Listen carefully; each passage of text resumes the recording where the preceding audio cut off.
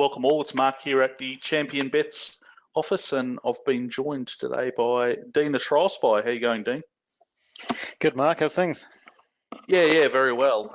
Thanks for your time today. Going to get some new members on board, and obviously we've got some other guys who've been with you for a while, but also always good to, I guess, check in and get a bit of a refresher of things. So thought we'd just, you've prepared a bit of material here, so I thought we'd just get you to run through what you've prepared and hear a bit more about your services and how they work and a bit about your journey as a punter. So I basically think I'll just throw it to you and let you go with it. Yeah, no worries. Thanks, Mark. Yeah, I thought I'd go through a few things. A lot of people ask about the two services that I offer that I've been going for about 7 years, or in their 7th year each. Dean's Winners and Trial Spy. So part of it will be to explain the difference between those two services. I'm going to give a bit of insight to how to identify top trialers, and particularly trialers that are worth backing, and also identifying big price winners and show some examples of big price winners we've had in the past and how they've been identified, and then also both in terms of viewing trials and analysing and assessing trials and trying to find big price or big race winners, to some of the tricks and tips for those who want to go and do it themselves. So just to summarise, I've had two services running since January 2013, Dean's Winners and Trial Spy, and combined they've delivered 1,400 units profit, or $140,000 profit for a $100 per unit investor, assuming that they weren't increasing their bank as the bank grew. That's over 27,000 advised bets now, over nearly 7 years. In terms of how I go about things, both with the trial work and the Dean's Winners service, I go through an intensive analysis of a horse racing database and try to identify essentially the areas where the bookmakers or the market have mispriced a runner. I go through a lot of video review of trials and races across the country, do a very detailed undertaking of historical trends and statistics, and analyze accurate sectionals, and use a concept that I call isolation to ensure that we're assessing the correct variables in the correct situations. And that might be that it's how you weight essentially your assessment of the various factors. There could be 150, 200 different factors to assess in a horse race, but it's how you change your weightings for those. So you're racing on a synthetic track, you might have a strong weighting towards horses who in their performances on a synthetic track or on a heavy track. The same for those who've run a heavy track before. So it's being able to adapt to the different types of tracks and distances and race classes, and changing your assessment and weighting of the variables based on that. I then turn that to red price for a runner and use various advanced money management staking strategies to ensure a long-term profit.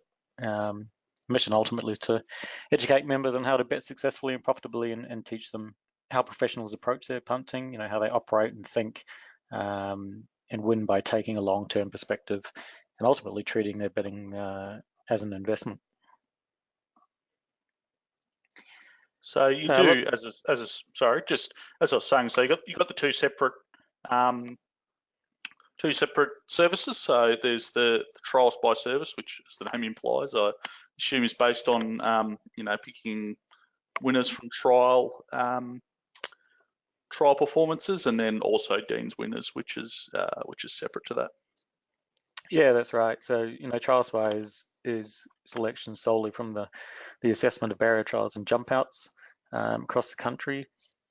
Obtain accurate speed ratings of trials and compare them against pars on the day, and at the track over a large multi-year period, and enables accurate comparisons to be made of trialers on a given day at a given track over varying distances. it identifies great opportunities because it's an area of form analysis that the bookies in the market undervalue substantially and have done for 7 years now, and it's something that the large syndicates struggle to price in accurately. Dean's winners are then through speed and class figures that aren't available publicly, using those accurate speed ratings against pars and class assessments to be able to compare runners from different tracks, different distances, states and classes. Again, looking deeply into historical information on that might be on previous big race winners and their preparations, and whether they've had the right preparation to win a race, or the historical and statistical patterns of trainers and jockeys. So certain trainers are good with horses first up, or their horses need a couple of runs and then suddenly can jump out of the ground at their third and fourth run. So understanding those patterns of trainers and jockeys is a big plus in terms of either determining a bet or deciding whether not to go ahead with a bet. And that's part of the experience of determining the risk where speed or other ratings might be incorrect or ineffective or unreliable, and avoiding those horses or races. And again, that term isolation that I spoke about earlier, where whether the class of the race, or whether it's metro, provincial or country, or the track condition, or the course distance, speed map, utilizing all those factors of a race to then determine what factors you might be considering to weight more heavily in the form analysis process. This is just a summary of the results breakdown for Trial Spy and Dean's winners. Various elements of variance as with all punters over the journey, but over a 7-year period, reasonably similar results across the two services. Win betting is a predominant form of betting. Sometimes place betting and exotics are thrown in as well and have proven profitable, but win betting still remains at the moment the most profitable betting opportunity for these services and for most punters. They look awesome. Speak to a lot of punters, obviously, not just other analysts, but also different punters on the podcast and that. And for all serious and professional punters, it's amazing how many of them really cite that 10% POT mark, as if you're able to maintain something like that over a long period of time, how well you really are going. So yeah, they're pretty awesome results to see. Yeah, no, I look proud of them, particularly over the long period. To have done them with, that's with members tracking every single bet, and every bet being posted up to the website for review every single day. And over a 7-year period, there's very few, if any, analysts that have maintained that longevity. Have come and gone for various reasons. But that's something that I've proud of been able to maintain for that period. Each service is essentially generated a 100% ROI each year on average, which is essentially doubling your money each year. Which if you compare that to shares or bank interest or even property, is a far better return that you're going to get from any other type of investment. Pretty attractive. It is attractive, and that's why a lot of people go down this path.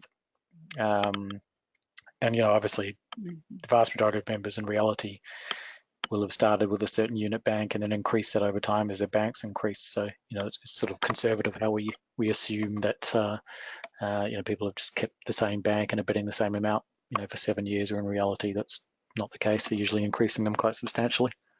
Yeah, absolutely. We actually just did something on that last week. There was an article that we put out that Rod, one of the analysts here, did, and it was, as you were saying, it recommended increasing your units in line with your bank growth, and so these profit figures we can see here really are quite conservative.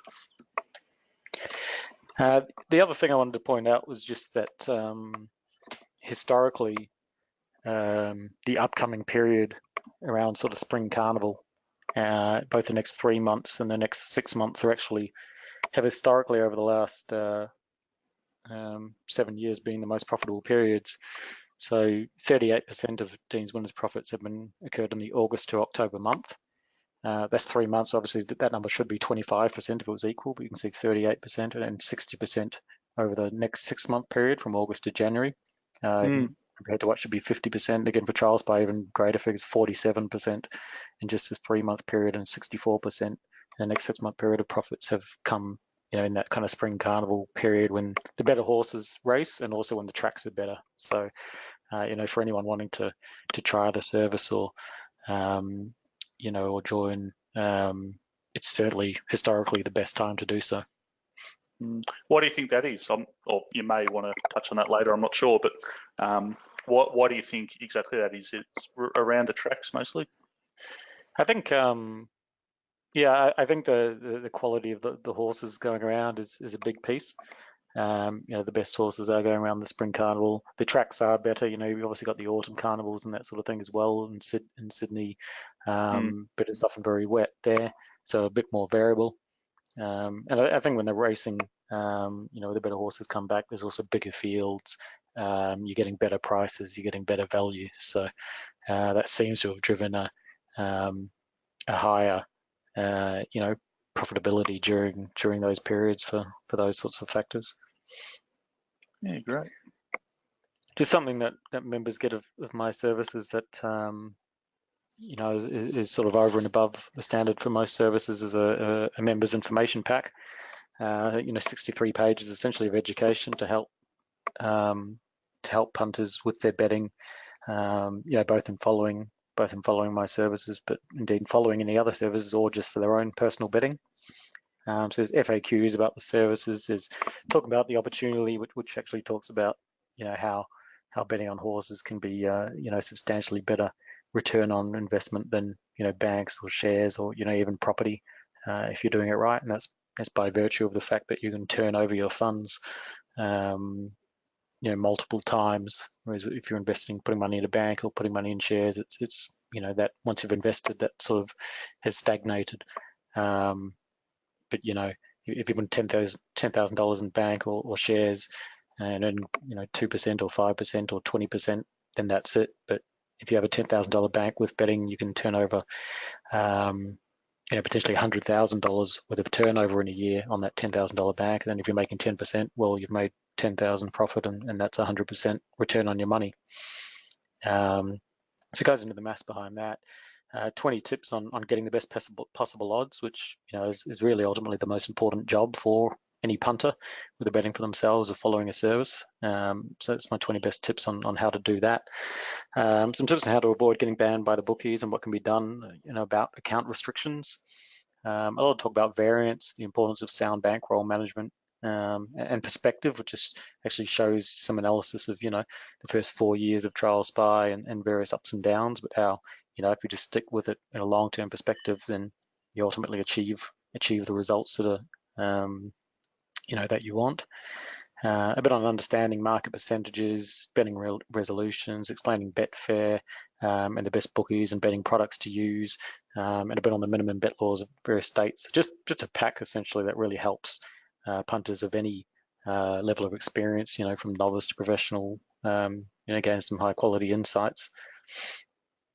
And you've written all that yourself. You're obviously a very experienced punter in your own right. Yeah, like I've just written that based on my own experience and learning from other successful punters, and that's sort of the summation of my experience, and I continue to build it and grow with it as market circumstances change, as the bookie landscape changes. I constantly update that so people have the latest information. Yeah, great. Just in terms of betting advice, I'll be slightly adjusting the way I've been giving the advice just to give more direct and pertinent advice in relation to the price to take. But essentially, what it will be is about what percentage to take fixed and then what percentage to monitor or to bet late. So, whether to take 100% fixed, 75%, 50%, 25%, or whether, to simply, bet late.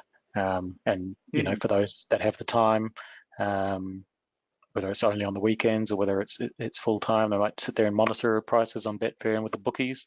But we'll just advise, either Best Tote SP or BOB or Top Fluck or Betfair SP, and record that way. But I will be making slight adjustments just to make even more direct advice there on how to back the selections.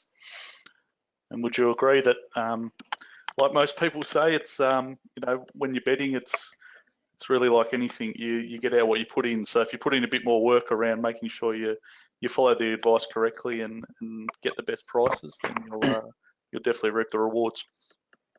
Well, that's it. There's not too many facets of life where laziness gets you too far. Ultimately, the more effort you put in, the better you do. There's a lot of members who work full time. A lot of them tell funny stories of just setting their alarm and popping into for a toilet break or a ciggy break when the races are on, and just monitoring. I mean, these days you got dynamic odds on your phone, or all the bookie apps are there, so you can sit there and monitor the prices pretty easily across multiple bookies with one click of a button, and then decide whether you want to take a fixed price or back it on Betfair, or back it on the Tote or Betfair SP. So there's multiple options. And then a pretty substantial amount of our betting's on a Saturday, and generally you find the majority of people are able to monitor more during that time. But it's getting more and more important to assess the best way to bet for yourselves, for each person, based on what their time constraints and also what bookmakers they have available to them. What we have found with the introduction of the POC tax and minimum bet laws is, I think, the betting early. A lot of people have sort of FOMO, I think, fear of missing out and betting early and wanting to get on at the early prices. But these days, the market percentages are much, much lower the closer you get to the race start. So, that makes monitoring, a good option, or, Betfair SP or BOB, or those sorts of options are certainly, a lot more attractive now. And then just attacking, the early fixed prices when they are, certainly well over the odds. Just giving a rundown of the betting options available to people. I guess the one down the bottom, is always the preferred option. Take the best price that you can throughout betting from the time the bet's notified until race start time through the corporate's Totes or Betfair. The other options is the best of Totes or Top Fluck. You have Top Sport that do that, for Saturday Metros. VicBet does it for all races every day. Ladbrokes, Bet Easy Bookmaker all do it as well on the Saturday Metros. I think David Dwyer does BOB for all Metro New South Wales races, even not on a Saturday. So that's always a preferred option. It's a bit of a trick that they call it BOB, because it's not the best of the best. It's it's only taken from about 35 minutes before the race starts. The whole period from when betting opens all the way till race start time, which can be many hours or days, that's not incorporated in that price. And the Top Fluck, I think it's like the sixth best bookie, and they have to have been for a couple of minutes. So again, that's why monitoring is always going to be even better than BOB. But it's a good option. You then got Best Tote SP, which many bookies have, and then you got Betfair SP, which does pay better than Best Tote SP, and in fact, a lot of analysis shown Betfair SP can be even better than BOB for runners above about $8 certainly. So Betfair SP is a great option for most, and you might get the swings on different days, but when the big price runners win, often Betfair SP is substantially bigger than any other price.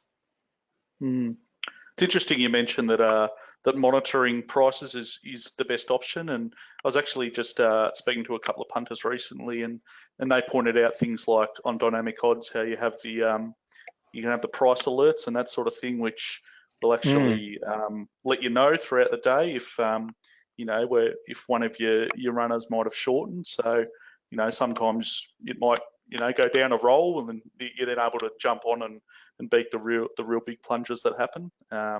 So you say monitor, but it's not always the case of having to, stare at a betting market for hours on end. There are tools out there to help you. Yeah, that's a great point. You can use dynamic odds and actually be notified if the price is going, either direction, which enables you to get straight on, so you don't have to be sitting watching the whole time. And if you don't have the time, BOB is a really simple way of, getting great results without doing much work. And with Betfair SP, you can always take that Betfair SP price, but you can also set a minimum price. So, if you just want to, just bet Betfair SP, but know that you're not taking unders at any time and take that long-term view, that's actually a great way of doing things too.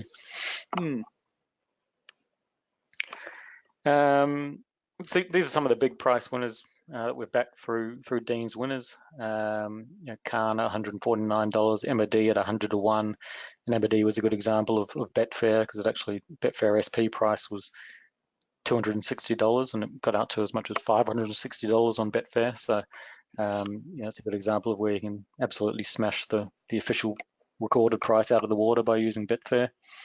Second falls at 50 to 1, a few others at 40 and 34 to 1. They're all the only bet in the race, or the only tip that was in the race as well. There's some other examples here: Stage Girl 125 to 1, Kaiser France 70 to 1, a few others at 50 to 1 and 40 to 1. Just sort of winners that we've backed, when backing a couple of horses in the race. Yeah. I just thought I'd run through some examples of the mindset and if you follow my services, the type of horses that we'll be backing. And sometimes get members asking, how do you find that, or why did we back this, or not really able to understand it. So I'll give some perspective. Khan was 200 to 1 when advised. I was running in an Eagle Farm Saturday race over 2,200 meters. You can see its form was pretty terrible. 9th, 6th, 8th, beaten a long way. So, the kind of horse people might ask, why are you backing it? And I guess, for most people, it was beaten a long way in lower grade, never won at the distance, 11 starts for 1 win, beaten a long way most of the time, little known trainer and jockey. So, most people still look at that and say no chance.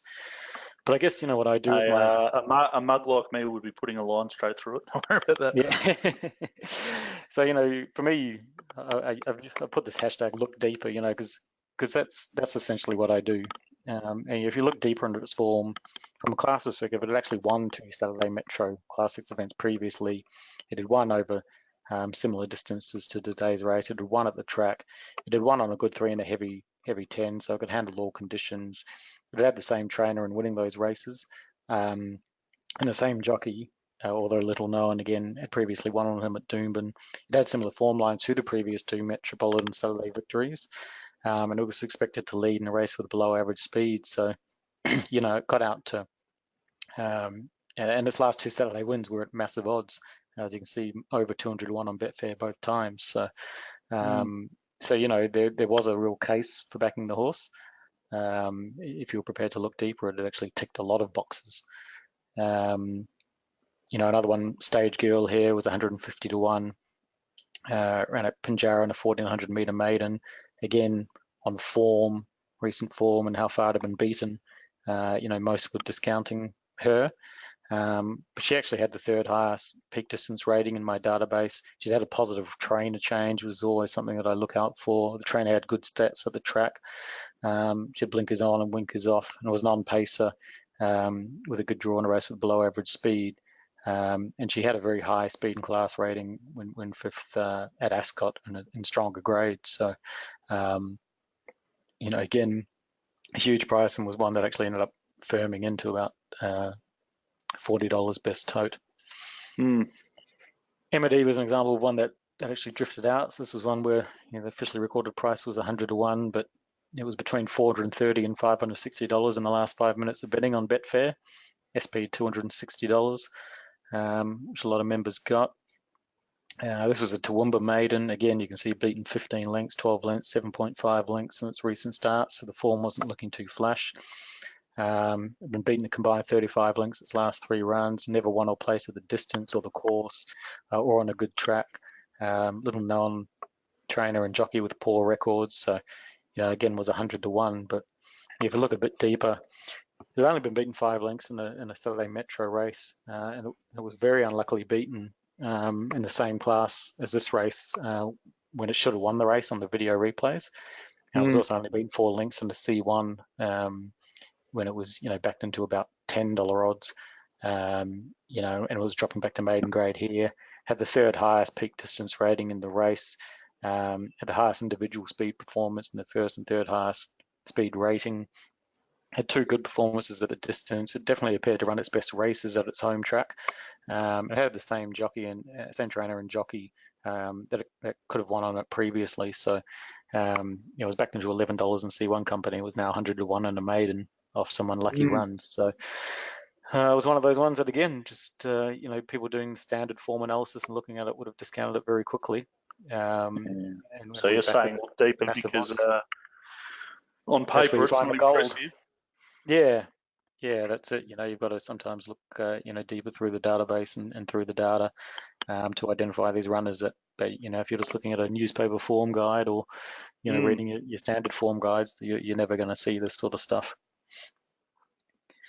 Just a couple of other examples. Time and Truth was a good one where, we officially recorded $23 as the price. It actually got out to 140 to 1 on Betfair, and Betfair SP at 80. So another example where, using Betfair, you can really dwarf the official results. This was a horse running in Bunbury Maiden that ran 4th, beaten only 1.5 lengths in a Saturday Metro race. He had the second highest individual speed rating, only 0.5 lengths from the top horse and 5.5 lengths above the third horse, and had 2 of the top 5 ratings in the race. So again, an amazing price for a horse like that. Another example here, Fishbones Fry, officially $34. Betfair SP was 60, and the Betfair price was 90. And again, a long way beaten. But when looking deeper into its form, it ran some good races in stronger grade. Its first up run rated well. Its trainer had strong stats. It had a positive rider change, and it was dropping from a metro to provincial. And it had good speed ratings and peak distance ratings. And the trainer jockey combo had very excellent stats and strike rate. So again, something that on form, people had missed it and let it drift out to a crazy price, but it was huge value. The Betfair prices on all of these are quite amazing, aren't they? They're we talk about the official and how you record the official prices, but just on these bets, it just shows you, even just by using Betfair SP, which is simple to use, you can totally blow away the official results. Well, that's right, and I think sometimes people I spoke about FOMO earlier. Some people people are really afraid of missing a price and it going down. Fixed price, but people don't have that same fear of backing a horse at let's say $40 when they could have got $55, or backing a horse at 34 when they could have got 90, or backing a horse at $23 when they could have got $140. People don't seem to have that same fear, and that's why with my recording I like to record a blend, because you have to encourage people to do that. The easiest way is you look at any early market percentage and you're talking 120, 130%. You look at fair market percentages and you're getting down to 102%. So there's a massive difference there, and that's where the opportunity is. Even just at Betfair SP, and obviously the thing is you can always place part of your bet at fixed odds and then place part at Betfair SP and put a low rated put a low minimum price so that so that if the horse gets heavily backed and it's no longer value, then the bet doesn't get placed as well. So you've got that advantage. Just 2Vs was another one where had very, very good peak distance ratings and speed ratings at the track. And Hawkesbury's a real horses for courses track. That's sort of one I talk about isolation, where I really focus heavily on a horse's record at the track, because there's a lot of those graveyard tracks. A lot of people talk about graveyard tracks and they hate betting there. I actually love a lot of those graveyard tracks, because the reason people hate betting there is because the horses don't perform per their usual form. But that's where I just avoid backing things at short odds at those graveyard tracks and look for horses who, for whatever reason, perform a lot better at those tracks. And tracks like Hawkesbury and Mornington, you can often find great opportunities at those tracks, just by focusing on the horses that actually perform well at those tracks. Speak to a lot of punters that definitely avoid Hawkesbury and Mornington. Yeah, and there's another one right here, Shazzy Lee, another one at Hawkesbury, officially 56th, but Betfair SP was over 100 to 1. And it won a Group 3 there, and it'll run 7th, not been far in the big provincial championship race. Its last 2 starts at Hawkesbury, it run 2nd, beaten the nose to a black type horse, and then won a provincial championship qualifier. So it loved the track, had the 2nd highest speed rating at the track, top 2 speed rating for the track distance. And as I said, at Hawkesbury, all horses for horses track. So that's where a track that other people avoid. Backing the short price runners. We're backing the big price winners at those tracks. Yeah. And Kaiser France was another one where it was just an absolute bog. That was the old Eagle Farm track. It was a swamp. It was very wet. And I just looked for the wet trackers and avoided all else. Because this is again the concept of isolation. It's an absolute bog swamp track. I'm really interested in those horses and not spending my time on a whole lot of other form aspects. And then you can find winners like this at $130 Betfair SP. Yeah. Something we've done in the past, don't do as much as now, but certainly in the big spring days when there's huge jackpots and huge prices, we'll attack a quaddie, and we have got a couple of huge ones that obviously members love when an enormous amount of money jumps into your kitty straight away. And we've had a $20,000 Kalgoorlie quaddie and a $28,000 Esperance quaddie, so we'll certainly be looking at other quaddies, when there's big jackpots or opportunities like that. Sure.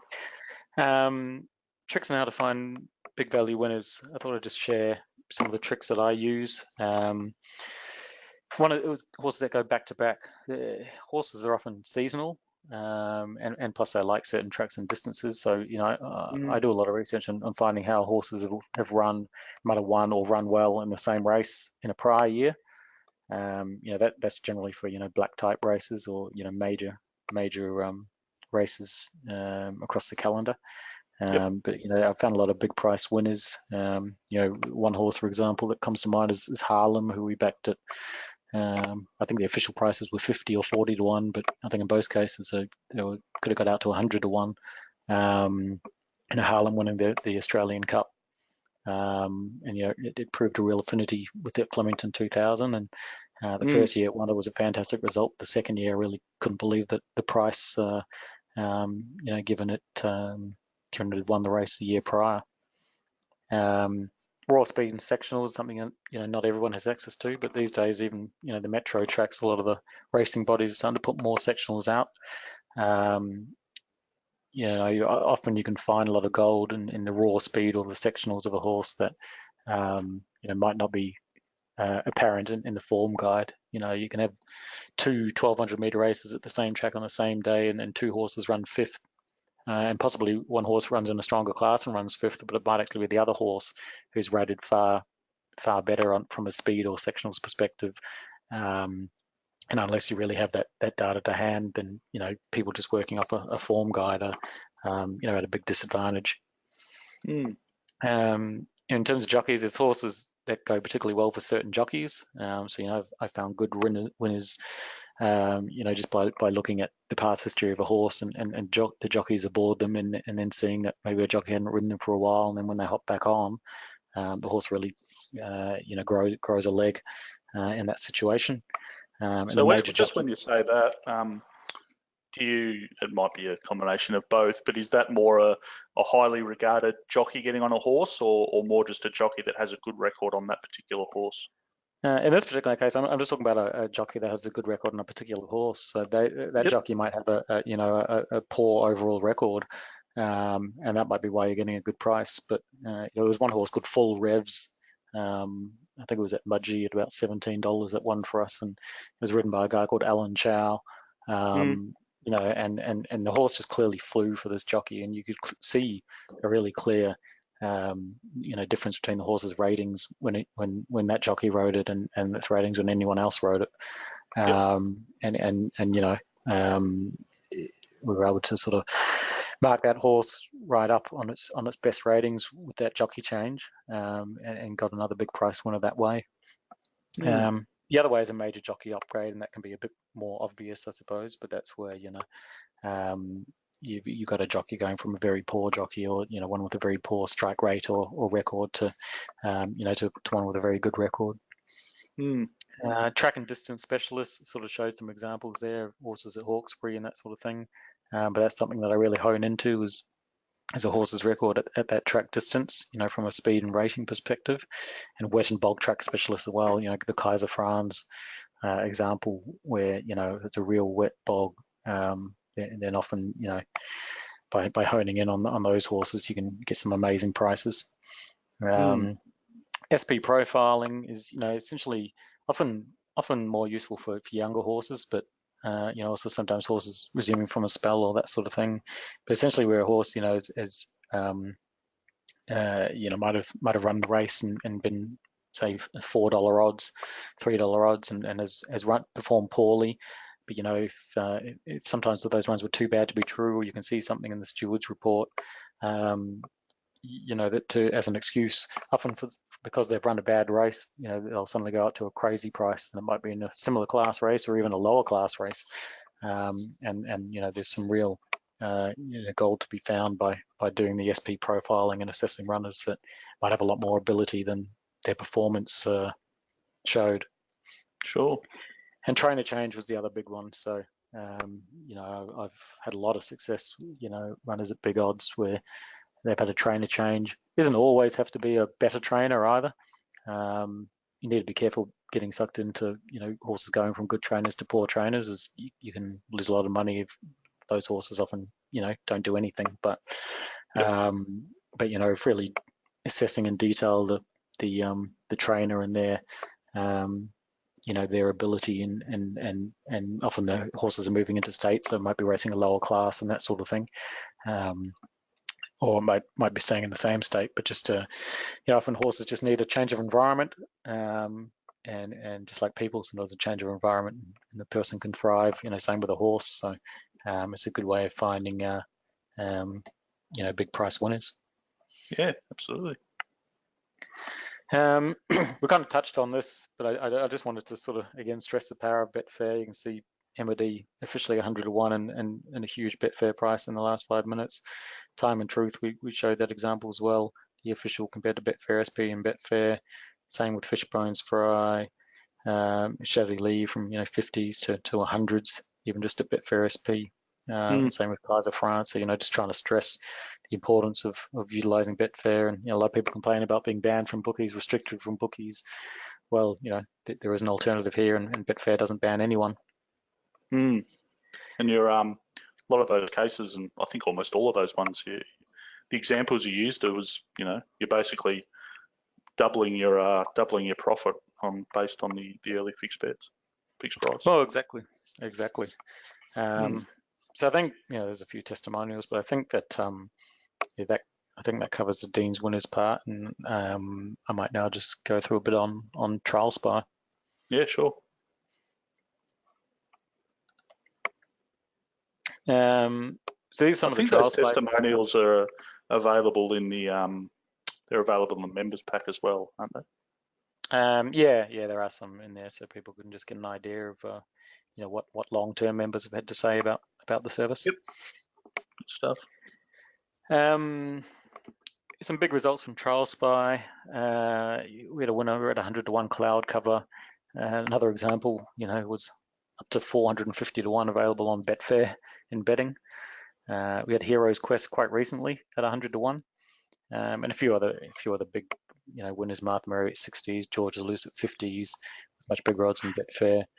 And, a number of big price winners on Trial Spy as well. We've had some big odds place getters as well.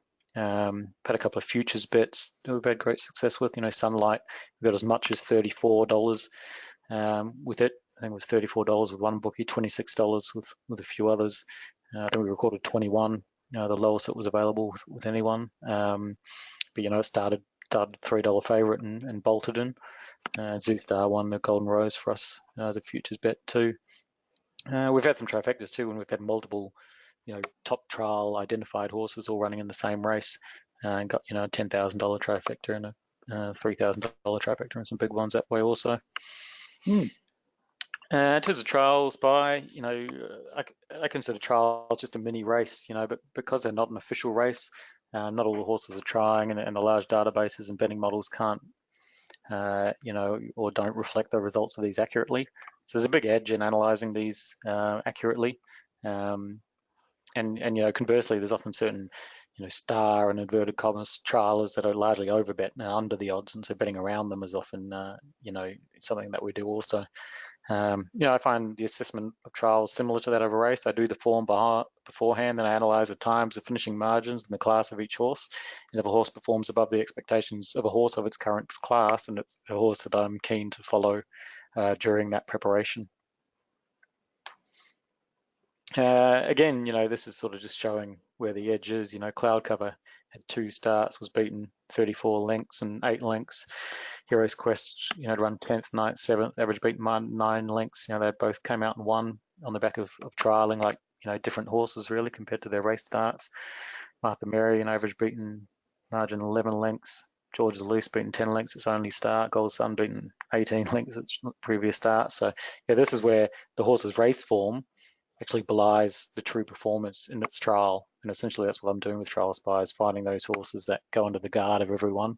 And I see the trial and go, well, there's no way this horse is racing to its ability. It's clearly got a lot more ability than its trials, than its races suggest. And that's why we get these amazing prices. One of the things a lot of long-term members have talked about and they love is we often identify the top line as well before most others. There's a lot of ratings experts on social media that come up with potential future horses, and they often come up with them after their second, third, fourth, fifth start, based on the times they've run the race that everyone's seen. But all of these horses were actually identified before their first race start and backed them. Horses like Winks, the best horse we've seen for a long time. Red Zell, who's won 2 Everests, Chautauqua, Zoostar, who won the Golden Rose for us, Sunlight, who's won the Magic Millions and the Newmarket for us, amongst many other races. A trove of Golden Slipper winners that we identified before their first start: Capitalist, Vancouver, Moss Fun, Overreach, and a whole host of Group 1 winners. Some horses, still going around like Alizé, who looks a potential Everest runner, and Classic Legend, who I think could be the next future superstar, and despite having only had about 3 starts, could even potentially win an Everest this year. So yeah, I think that's one thing that members enjoy is identifying these horses before their first start, and then following up, through their 2-year-old year, through their 3-year-old year, really reaping the rewards before a lot of the others have actually caught wind of the ability of these horses. Pretty reasonable group there. Yeah, wouldn't mind owning a few of them. I thought just some tricks on how to find big value trialers. Firstly, the speed compared to other trials on the day. If you're focusing on the trials where they've run the quickest, then that's a good step in the first direction, but it's not the be all and end all. Trialing well out of class, you find often maidens or low grade horses trialing against open class or group class horses, and if they perform well, that often translates to a good performance when they go back to their true class on race day. I guess the trials themselves, I look a lot at horses who've improved from prior preps. Often I describe them as they're like a different horse. When I'm watching a lot of trials, I'll see a horse trial and it's showing a certain ability, and then in its next preparation, suddenly it trials like a different horse. And that's where often the big edge is, because I know, well, this horse is much better than its race form suggests. It is a different horse, and the market's going to assess it based on its race form. But if I'm assessing it on what it's done in its trial, it's where we often get the big value. Ridden out, these days, a lot of people like to look for horses that are hard held, and I guess one of the tricks is hard held horses can be overplayed if the time's slow or the class is weak or they're unproven. Then often people assume that they've got all this speed under the hood that might not be there. And conversely, people don't like seeing trials of horses that are ridden out. But if the horse runs time or shows a good turn of foot, then often being ridden out's not a bad thing. It also means they're a bit fitter as they come into their race. And the last key trick on finding great value trials is know your trainers. So some trainers have horses fully wound up for trials, whilst others don't, as they use the trials for fitness. So some trainers also put in heavy jockeys and heavy shoes to weigh the horses down in trials. So it's important to know your trainers, because some horses trainers or some trainers horses trial like Tarzan, run like Jane, and some are vice versa. Mm. And so when um, for example, that some trainers horses don't trial well, then when you really see one jump out of the ground, that's when this is something that needs to go on the black book and to follow. Conversely, there's a lot of trainers where the horses trial brilliantly and they start unders and people get suckered into them, and they don't actually perform compared to their trials. Mm. I used to have a few slides on the latest member survey that was done, which is just one of them that I kept in there. But generally members rate the service highly compared to other services that they've tried. Yep.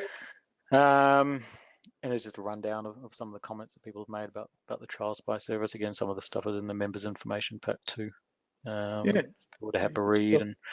and the value that they find in being a member. Profits is often the big one. Profits. Profits. And there's one of the most enjoyable things is sort of reading what people have been able to do with their betting. Whether it's putting a deposit down in the house, or funding overseas trips, or even concentrating and becoming a full-time punter. Yeah.